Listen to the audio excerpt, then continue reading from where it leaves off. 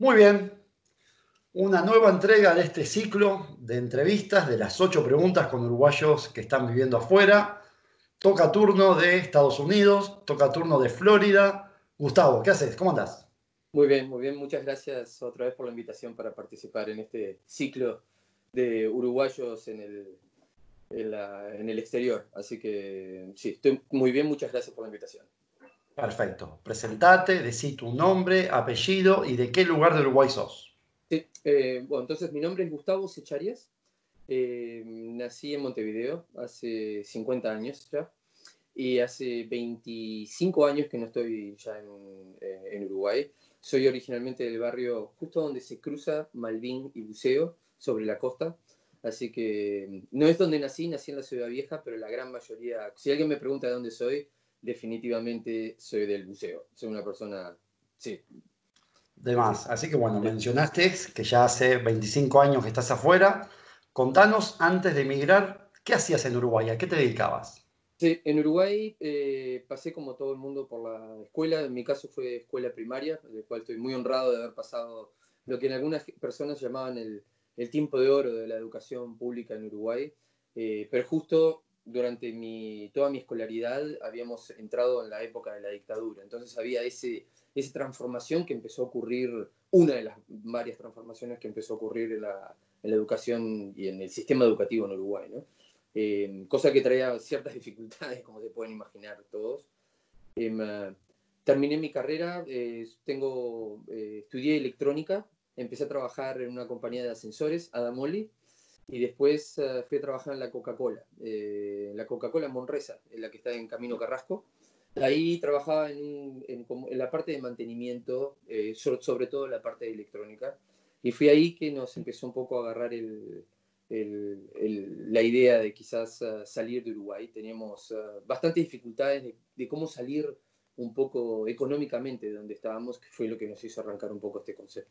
Tengo una vida paralela en Uruguay, que creo que es eso la razón por la cual una de las razones por las cuales nos pusimos en contacto. La vida paralela es como músico, daba clases de guitarra en Uruguay, tocaba en un par de grupos, y uno de nuestros amigos comunes es el que me puso en contacto contigo, entonces Luis. Entonces esas dos vidas eran las que yo mantenía en Uruguay antes de irme. De más, ya hablaste de lo que hacías en Uruguay antes de emigrar y contanos qué estás haciendo actualmente y qué has hecho en estos 25 años. Ha sido un rock and roll, te diría. Sí, al comienzo pensé, ahora estoy bastante lejos de lo que estudié, yo lo podría decir así. Una de las cosas que me interesaron cuando era un poco más joven era la automatización industrial. Todas las cosas que se mueven solas de por sí, todas las cosas que se automatizan en su funcionamiento, es una de las aplicaciones electrónicas. Entonces me puse a trabajar ahora para una compañía que hace justamente estos productos de automatización industrial. Y hoy por hoy soy el que se ocupa de toda nuestra red de distribución en América Latina. Entonces por eso estoy viviendo donde estoy viviendo hoy, porque nos ocupamos de toda nuestra capacidad de distribución y todas nuestras asociaciones que tenemos con diferentes integradores, con distribuidores en América Latina. ¿Qué significa para vos irte de Uruguay y tomar distancia del paisito? Sí, a diferencia de muchos otros casos, ¿no? O sea, acordate que en mi vida yo, cuando era niño, ¿no? Se escuchaba hablar del exilio y cómo uno se desentierra sus raíces, se tiene que ir de Uruguay.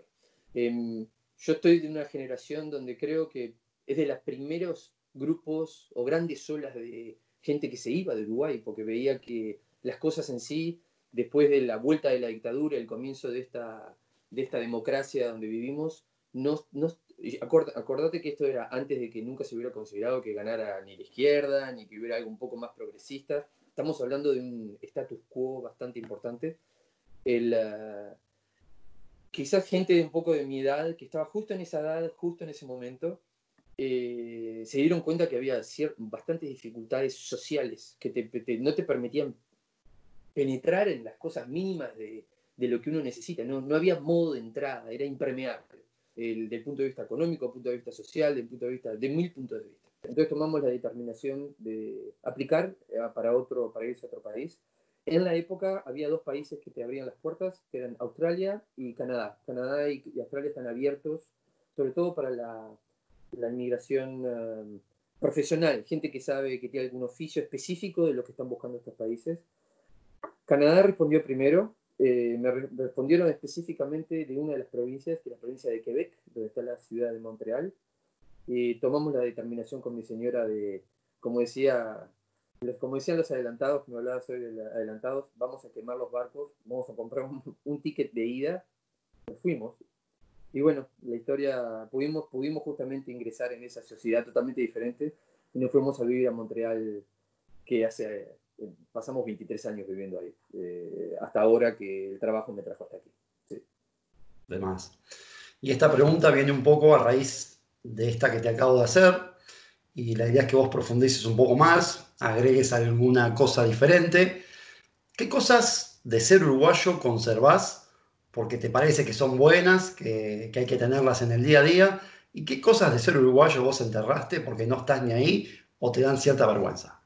Eh, quizás el tiempo me ha dado, en este trabajo que tengo ahora viajo muchísimo por América Latina, y es increíble de ver cuán similares los valores latinoamericanos son. Hay una cosa que el uruguayo no se piensa, que es, cuando uno dice es latino, que es algo, es una cosa que pensamos casi despectiva, ¿no? Somos muy parecidos, no sé qué quiere decir ser latino o qué quiere decir ser uruguayo, pero creo que somos parte, las cosas que somos parecidos son mucho más grandes de las cosas que somos disímiles, ¿no? Que tenemos diferencias. Entonces, yo te diría, eh, no es que quizás como uruguayo, creo que son ciertos valores de las cosas que te voy a decir son bastante universales, ¿no? Eh, pero hay una cosa que me gustaría decir específica de Uruguay, porque sí hay una cosa específica. Hay muy pocos uruguayos. Si uno se encuentra con un uruguayo, el otro día había, no sé, en otra conversación con un amigo, se me ocurrió hacer el cálculo que uno de cada 250 personas que encuentres en la calle tiene las chances de ser uruguayo, o sea, 0,4% de la población, es microscópico, ¿no? Entonces, es tan único, es tan específico, el Uruguay está tan lejos aparte, está aislado en el cono sur, anclado allá. Lejos estoy hablando de las grandes masas de población que tenés en otros lados, que hace que encontrarse con alguien de Uruguay ya de por sí es una sorpresa, ¿no? Y crea esa afinidad, exactamente, es algo imposible de encontrar. Entonces, no te voy a negar, entonces quería decir, primero que nada, estoy súper honrado de ser uruguayo, me identifico como tal a quien me lo pregunte. Gente que he conocido fuera de adentro, son gente que en general tiene un balance muy positivo, ¿no? Gente que trabaja, que está bien focalizada, que tiene gran educación, que tiene los valores en general. Celebrar las reuniones con amigos, celebrar la buena comida, el gusto de ciertas comidas en Uruguay son únicas. Las cosas más simples, quizás como un pedazo de queso portirolo o una cucharada de dulce de leche, que para todo el mundo dice, es nada, ¿no? Pero es perfecto. Uno dice, qué bien, qué bien que le encontramos la receta de este tipo de cosas. Cuando alguien me ve haciendo un asado, digo que este asado lo hacemos así en Uruguay, digamos. Lo podría decir de esta forma, sí. Cosas que me parecen que en Uruguay podríamos, por ser uruguayos, por estar aislados tan chiquitos, son manejables y podríamos hacer mejor. Creo que hay un sentimiento de falta de inclusión en Uruguay por su aislamiento. Cuando uno no es uruguayo, inmediatamente se viene a hablar que tenemos 3 choferes de Uber que son venezolanos y hay una invasión venezolana, ¿no? O el gallego que está en mi época había una cantidad enorme de gallegos que conducían los ómnibus de Cutsa, ¿no? Entonces todo el mundo gritaba gallego a quien sea que esté manejando un ómnibus, o sea, es una cosa increíble, ¿no? Esa historia de calificar la gente y separarla porque no sos uruguayo demuestra una fibra dentro de Uruguay que creo que uno tiene que salir y entrar para darse cuenta que en muchísimas áreas hay una falta de concepto de inclusión en Uruguay, porque primero somos muy pocos, nadie viene a vivir en Uruguay para crearte una ola de inmigrantes, ¿no?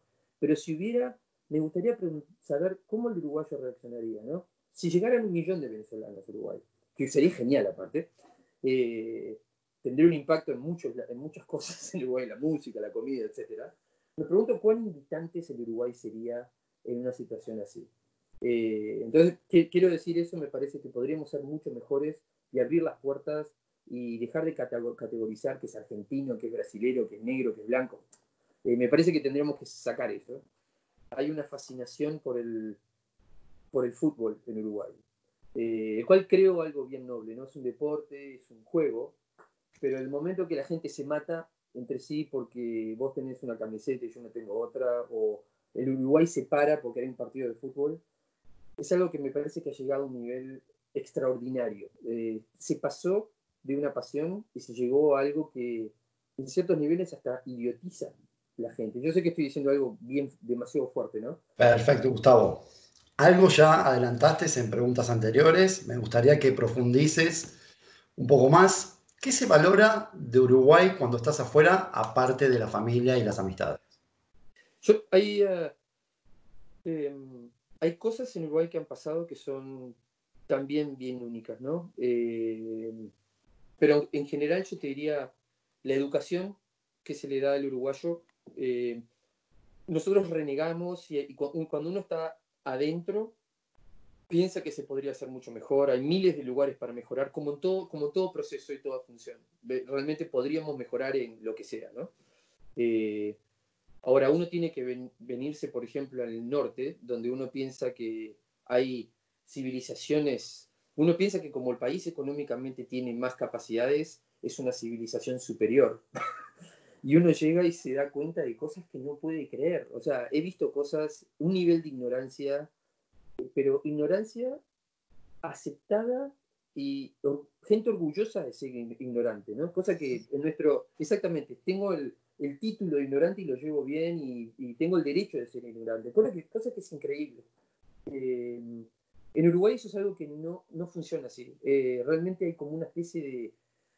Si uno tiene como la, la, tiene como función y propósito ser ignorante, realmente la sociedad de por sí te identifica como tal y te trata de sacar de ese pozo mental donde uno está, ¿no? Exacto.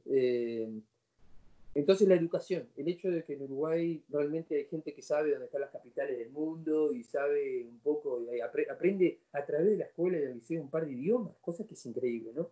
Eh, Eso me gustaría aceptar, lo que es bastante, bastante particular. Eh, Tenés cosas como, por ejemplo, no sé si existe todavía, el plan Ceibal, ¿no? La informatización del niño, una cosa para que el niño cuando llegue adelante la, la, computa, la computación como concepto sea como extensión de su educación. Eso no existe en ningún lado, es brillante, me parece. Entonces, me parece que hay dentro del conservador uruguayo, que es una casta que mantiene ese concepto conservador, la gran mayoría del uruguayo tiene un concepto progresista porque adopta este tipo de cosas, ¿no? Bueno, el casamiento igualitario, ¿viste? La legalización de ciertas sustancias, el plan Ceibal, son cosas realmente que uno lo enorgullecen de verlo a lo lejos, entonces te puedo decir que si lo puedo valorar, ese tipo de cosas, que no son la acción de políticos, es la adopción del público, ¿no?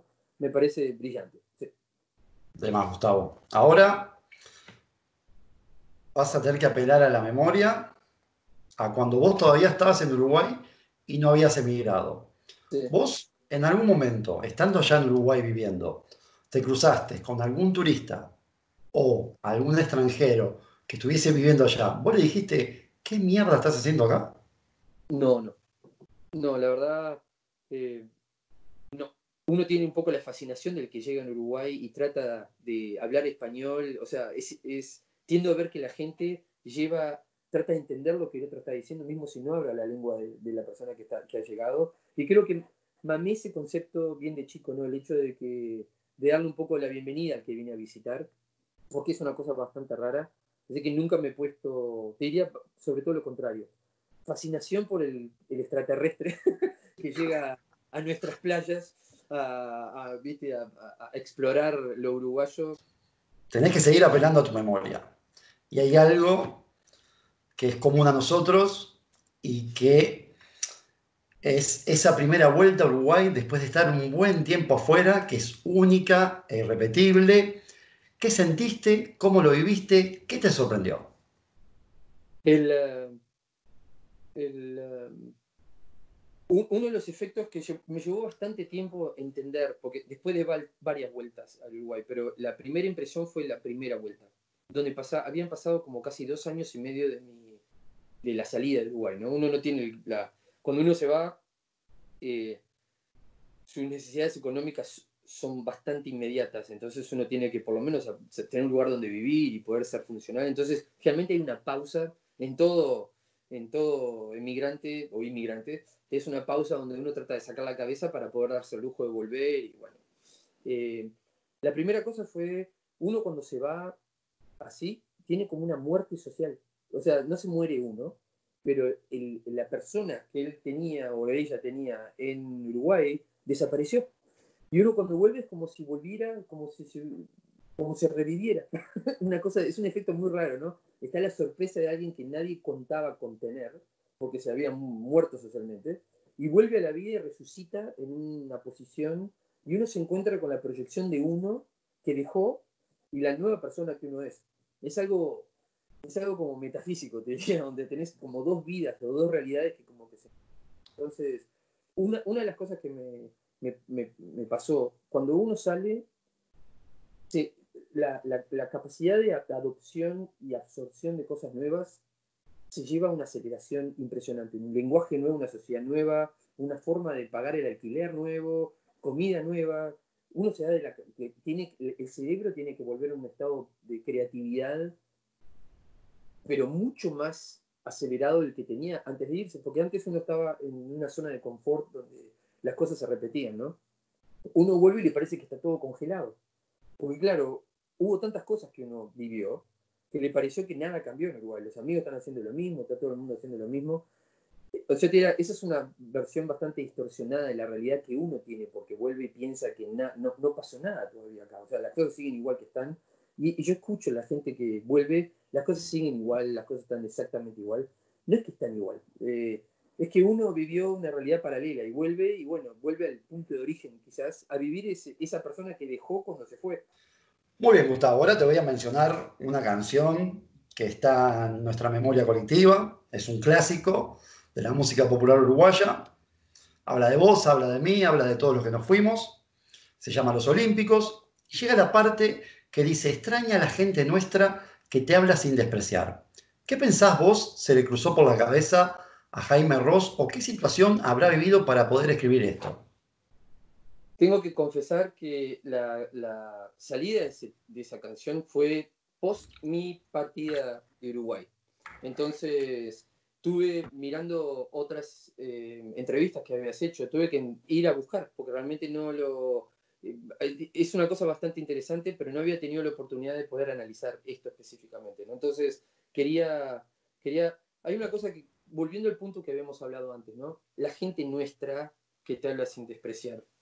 Yo me pregunto, esto creo que no es una historia de Uruguay o algo. Hay una...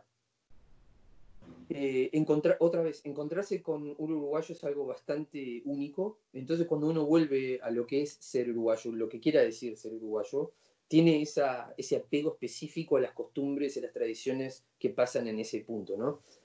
Ahora, eh, la idea de gente nuestra de por sí te muestra ese punto de falta de inclusión que tenemos acá en Uruguay. Y lo que te voy a decir quizás es como debatiendo el concepto de que no existe el concepto de gente nuestra. No somos nada especial comparado con nada que lo que esté afuera. Si uno no ha podido trabajar, existir en otra realidad fuera porque piensa que lo desprecian a uno, uno también tiene que analizarse a sí mismo. ¿Cuáles son tus capacidades de asimilarte donde estás? O sea, te digo que he visto muchos casos donde uruguayos se viste con la bandera enredada en las patas, llorando por Uruguay. ¿Qué estás haciendo? Si estás tan mal, volvete a Uruguay. Yo qué sé, adaptate, aflojate, ¿no? Eh, entonces me parece que Jaime, en ese caso, te perdiste una oportunidad de realmente cliquear correctamente con la sociedad que te estaba pasando. O sea, está bien que añores cosas, pero no al punto donde te considere que la gente que tenés alrededor desprecia lo que estás haciendo. Hay un problema de conexión con el local. Y por supuesto también la parte de que el que te recibe también tiene que tener un criterio para abrirte las puertas, ¿no? Donde llegues. Hay un problema con conexión humano que me parece, pero no por superanalizarlo, pero creo que ahí tenés un...